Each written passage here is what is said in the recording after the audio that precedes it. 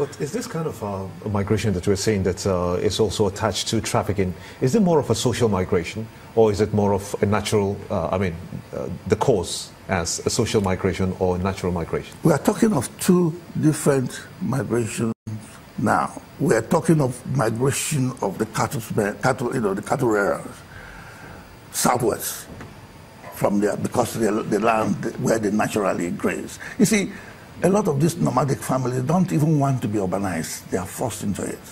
And that's why we have the conflict. That is one side of it. That's the, Then you have the migration, what I call economic migration. Those wanting to leave the land, leave Nigeria, because Nigeria is no longer in a position to provide for them. Is that what fuels this trade in humans? Exactly. In Libya. What are they going to Europe for? What are they going to, what are they doing in Italy? What are they doing in Germany? What are they doing in Holland? What are they doing in France? They have been sold. Most of them have been sold. They were sold 10, 15, 20 years ago. Are you saying that this market, this slavery market has been on for... Oh, yes. Well, you now call it slavery. Before then, it was, cheap labor. It was cheap labor. They leave them in a camp. It's so expensive for the country to maintain them in a camp. Owners of plantation and farmlands come, and they said, okay, because it's cheap labor. You can take 20, you can take 30, you can take 50 to go and help you out in your farms. Are the countries where this comes, are they aware? Oh, yes. So, you see, most of the detention camps are outsourced to private sector organizations.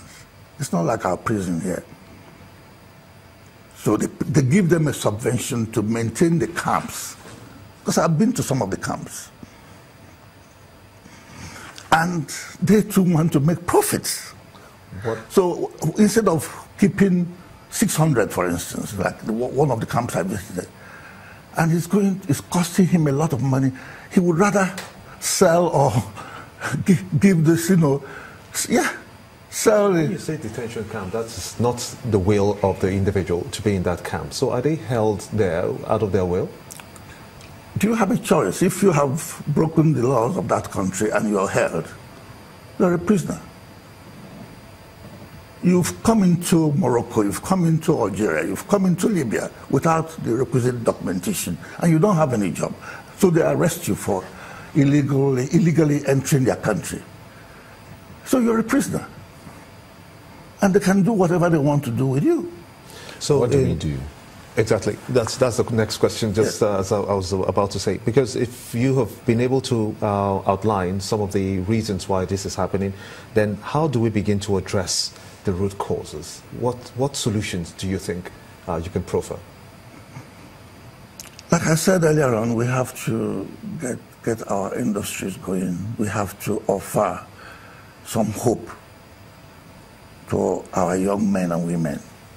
Because once they lose hope in the system, once they look ahead and they don't see where they are, they see a very cloudy future, they look for other ways. Because they know that, in one of the camps I visited, I addressed them and said, look, you will have a better life in your country.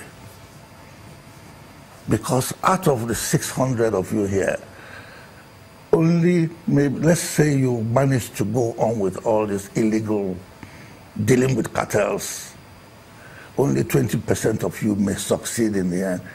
They all started to sing praise God songs that yes, they will be among those 20%, rather than listen to my advice of going back to your country.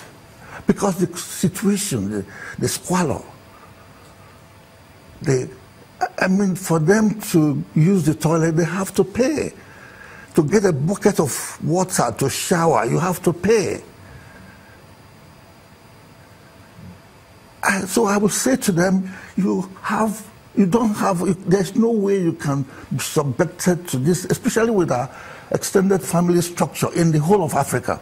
There's no way you can be subjected to this kind of inhuman treatment in your own country, no matter how bad.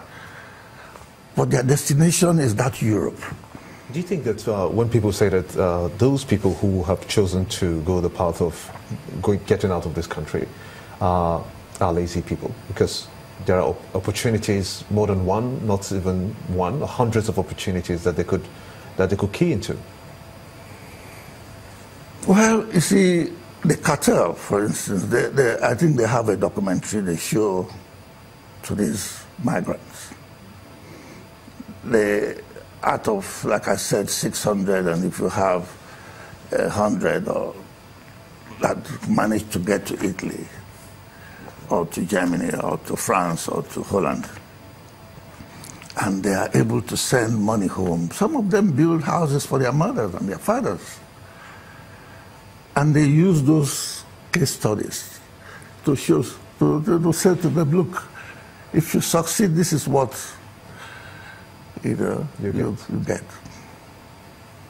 And the parents, especially when they know that some Angelina somewhere may have succeeded and is able to send money quarterly or monthly to the mother to build a house or to start a trade.